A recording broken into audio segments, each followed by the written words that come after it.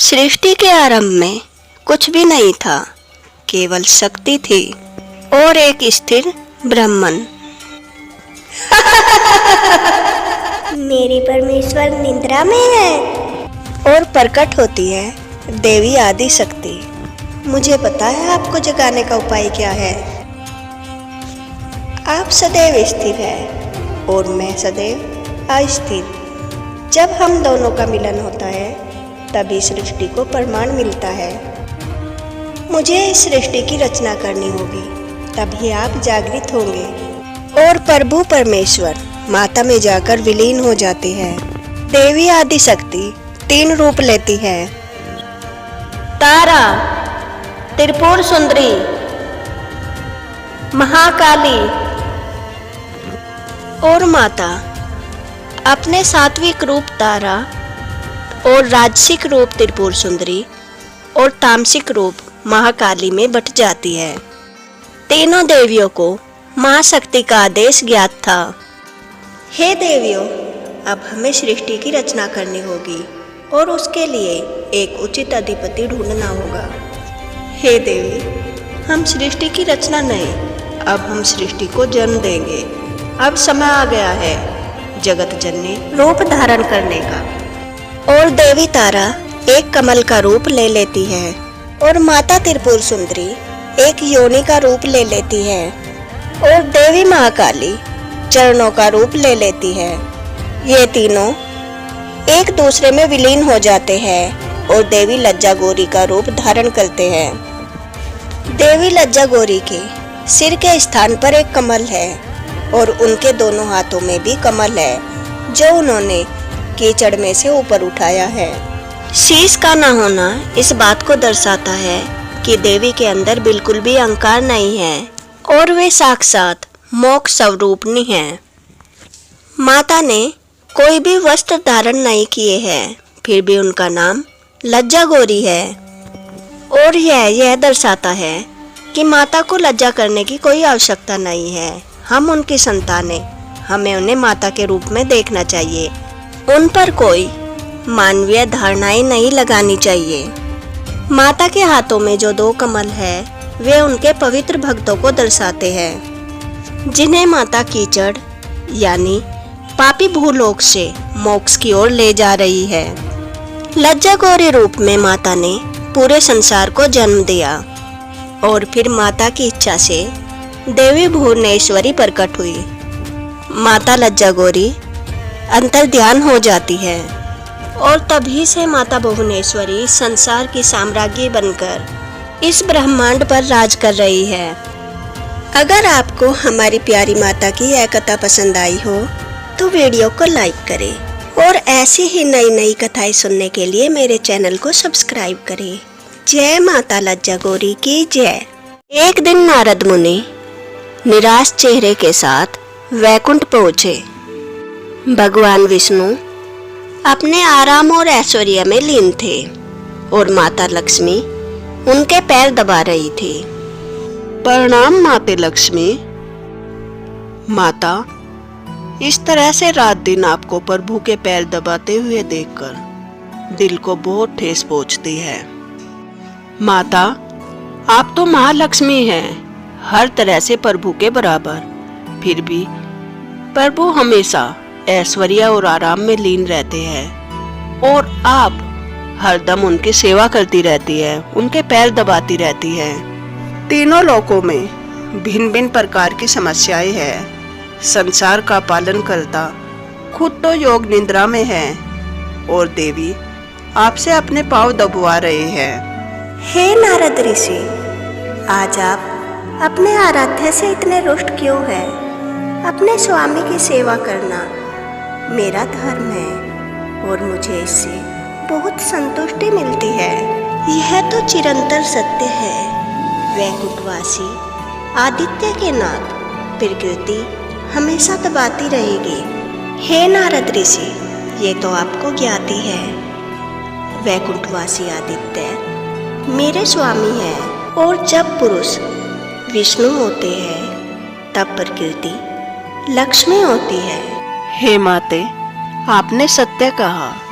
भगवान विष्णु मेरे आराध्य है परंतु अपनी माता का कष्ट देखकर मैं कब तक शांत रह सकता हूँ। मेरे आराध्य नारायण को वैकुंठ में इस तरह आरामदायक जीवन व्यतीत नहीं करना चाहिए। यह कार्य तो राजसिक शक्तियों का होता है। मेरे आराध्य तो सात्विक है, उन्हें साधु संतों की तरह जीवन व्यतीत करना चाहिए, तभी वे हम सभी भक्तों के पूजने योग्य होंगे। और तभी भगवान विष्णु अपनी योग निद्रा से उठ जाते हैं। हे नारद मुनि, कैसे आना हुआ आपका? हे प्रभु, आज हम आपसे रुष्ट हैं। क्यों नारद मुनि, ऐसा क्या अपराध हो गया हमसे जो आप हमसे रुष्ट हैं? हे प्रभु, आप सर्वज्ञानी हैं, आप सब कुछ जानते हैं और मैं यह भी जानता हूँ आपसे कोई गलती नहीं हो सकती। तो जो मेरी आंखें देख रही है उसे मैं कैसे स्वीकार करूँ? नारद मुनि, अब आप बताइए, मेरे इस अपराध के लिए क्या दंड है? हे प्रभु, मैं आपको क्या दंड दे सकता हूँ, परंतु मेरी यह इच्छा है कि आप ऐसा जीवन व्यतीत करिए जो आपके पद वाले देवता को शोभा देता हो। जिस प्रकार महादेव दिन रात तपस्या में लीन रहते हैं, बस मेरी यही इच्छा है। तथास्तु। भगवान विष्णु वैकुंठ से अंतर ध्यान हो जाते हैं और वे संसार में अपने तपस के लिए एक उचित स्थान ढूंढने लगते हैं, परंतु कई दिनों तक ढूंढते रहने के बावजूद उन्हें कोई उचित स्थान नहीं मिलता। वे देवी योग माया का आह्वान करते हैं। प्रणाम नारायण। प्रणाम देवी योग माया। हे देवी, नारद मुनि की इच्छा के अनुसार मुझे एक महादेव की तरह का तपस करने का स्थान चाहिए, जिसे ढूंढने में मैं असमर्थ हूँ। महादेव का स्थान तो सर्वोच्च है, पूर्णता शीतल, प्रकृति से घिरा हुआ, सदैव शांत स्थान ही तपस योग्य होता है। हे नारायण, अगर आपको महादेव का स्थान इतना प्रिय है तो और कोई स्थान क्यों, आप महादेव का स्थान ही ले लीजिए। हे देवी, आप यह क्या कह रही है? ये कैसे संभव है? महादेव मुझे अपना स्थान क्यों देंगे? हे नारायण, महादेव तो तपस्या में लीन है और उनकी अर्धांगिनी देवी पार्वती वे बहुत ही दयालु है। अगर आप उनसे उनका स्थान मांगेंगे तो वह अवश्य ही देगी और महादेव उनकी बात कभी नहीं टालेंगे। हे देवी, मुझे यह आभास हो रहा है, यह कार्य हम सीधा सीधा नहीं कर सकते। उसे करने के लिए छल की आवश्यकता होगी। हे योग माया, आप अपनी माया का प्रयोग कीजिए और अपनी माया से मुझे एक बालक की देह में परिवर्तित कर दीजिए। देवी अपनी माया से भगवान विष्णु के वचन सत्य कर देती है और भगवान विष्णु एक बालक के रूप में भगवान शिव और माता पार्वती के ध्यान स्थल पर पहुंच जाते हैं और जोर जोर से रोने लगते हैं। और माता पार्वती का हृदय रोते हुए बालक को देखकर करुणा से पिघल जाता है। हे बालक, क्या हुआ, क्यों रो रहे हो तुम? परंतु भगवान विष्णु तब भी रोना बंद नहीं करते और लगातार रोते रहते हैं। उनके रोने की आवाज से भगवान शिव अपनी तपस्या से जाग जाते हैं और उस बच्चे को अपने गोद में ले लेते हैं। हे बालक, क्यों रो रहे हो? क्या समस्या है तुम्हारी? मुझे बताओ, मैं अवश्य तुम्हारी सहायता करूंगा। क्या आप वचन देते हैं आप मेरी सहायता करेंगे? अवश्य बालक, हम तुम्हें वचन देते हैं, हम तुम्हारी सहायता अवश्य करेंगे। आप अपना वचन तोड़ेंगे तो नहीं? नहीं नहीं, हम अपना वचन नहीं तोड़ेंगे। और भगवान विष्णु अपने असली रूप में आ जाते हैं। प्रणाम महादेव। प्रणाम देवी पार्वती। ज्येष्ठ, आप?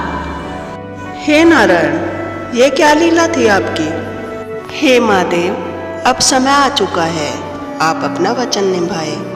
मुझे तपस के लिए इस स्थान की आवश्यकता है, आप मुझे अपना स्थान दे दीजिए।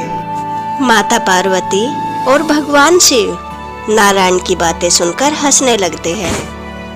ज्येष्ठ, अगर आपको इस स्थान की आवश्यकता थी, आप सीधा सीधा मांग लेते। इस लीला की क्या आवश्यकता थी?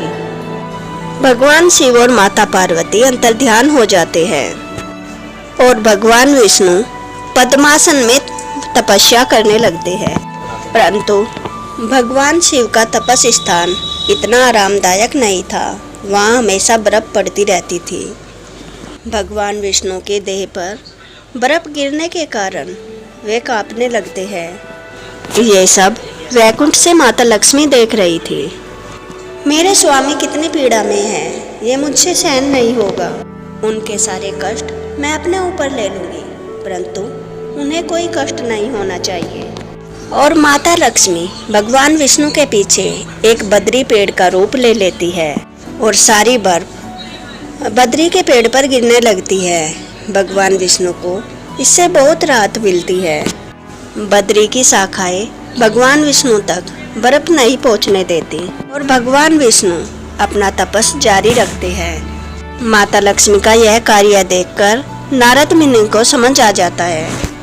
माता लक्ष्मी भगवान विष्णु की सेवा इसलिए नहीं करती कि भगवान विष्णु चाहते हैं उन्हें यह कार्य करके खुद को संतुष्टि मिलती है, इसलिए वह ये कार्य करती है। माता लक्ष्मी के बद्री अवतार के नाथ के रूप में भगवान विष्णु बद्रीनाथ कहलाए।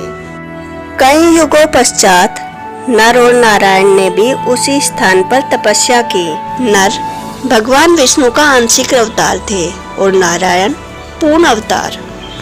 बद्री वृक्ष के नीचे तपस्या करने से उनकी शक्ति प्रवाहित होने लगी और इतने तेजस्वी ऋषियों को देखकर इंद्रदेव कांपने लगे। अगर ये ऋषि इसी तरह तपस्या करते रहे तो जल्द ही ये स्वर्ग पर भी अपना आधिपत्य जमा लेंगे। इंद्रदेव अप्सरा रंभा को नर नारायण की तपस्या भंग करने के लिए भेजते हैं, परंतु बहुत प्रयास के बाद भी नर और नारायण पर कोई असर नहीं पड़ता और कई दिनों तक प्रयास करने के बाद रंभा निराश हो जाती है और अहंकार में बोलती है, कौन हो आप दोनों जो मेरी सुंदरता से आकर्षित नहीं हुए? तीनों लोकों में मैं सबसे सुंदर हूँ। कोई भी ऐसा पुरुष नहीं है जो मुझसे आकर्षित ना हो, परंतु फिर भी आप दोनों ऐसा दिखावा करते हैं जैसे आप दोनों को मुझसे कोई फर्क नहीं पड़ता। यह असंभव है। नारायण अपनी तपस्या से उठ जाते हैं। तुम्हें यह लगता है ना तुम अति सुंदर हो? तुम्हें यह विश्वास नहीं है ना कि तुमसे भी सुंदर कोई हो सकता है? और नारायण की तपस्या के तेज से एक नई अप्सरा उर्वशी प्रकट होती है। वह रंभा से कई सहस्त्र गुना ज्यादा सुंदर थी। उर्वशी को देखकर रंभा का अहंकार टूट जाता है और वह उर्वशी को अप्सराओं की रानी के रूप में लेकर स्वर्ग लोक चली जाती है। नर और नारायण फिर से तपस्या में बैठ जाते हैं और बद्री रूपी माता लक्ष्मी के आशीर्वाद के साथ नर और नारायण को मिल जाता है। क्या आपको भगवान बद्रीनाथ के प्रकट होने की कथा पसंद आई? अगर कथा पसंद आई हो तो वीडियो को लाइक करें और ऐसे ही नई नई कथाएं सुनने के लिए मेरे चैनल को सब्सक्राइब करें। Thanks for watching. Radhe Radhe.